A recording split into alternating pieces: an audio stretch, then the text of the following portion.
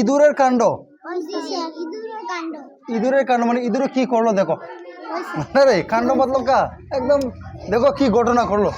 আরে তো 1 নম্বর ছবিতে আচ্ছা একটা ইঁদুর বোতলের ভিতর আছে, ঠিক আছে, বোতলের ভিতর আছে। তো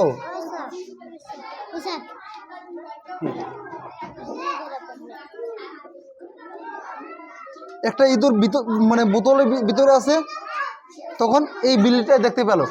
আরে এই বিলিটা দেখে কি করলো, আরে তাকে খাবে খাবে মানে মনে করলো না।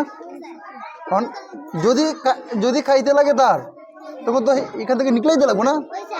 এখন ওই নিকলানির জন্য দেখো কি করছে, একদম এদিকে করছে এদিকে করছে, হাত ঢুকাচ্ছে হাত ঢুকে না, মুখ ঢুকাচ্ছে মুখ ঢুকে না।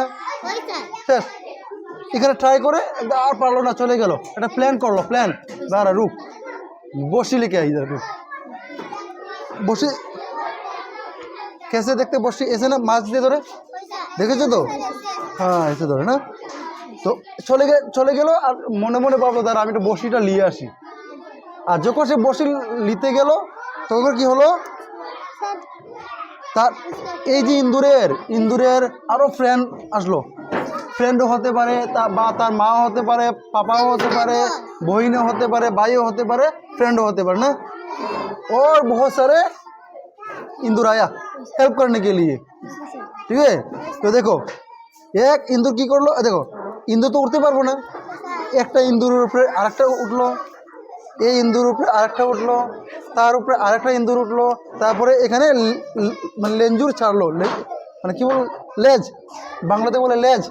লেজটা লম্বা আছে, ইন্দুর লেজ লম্বা থাকে না, একদম দেখো বোতলের ভিতরে ঢুকালো লেজটা আর বললো পকড় পকড় উঠ, তোকে হেল্প করতে আসলাম। একদম ধরলো আর একদম টানে করে নিকলাই গেল। তো ইন্দুর চলে গেল।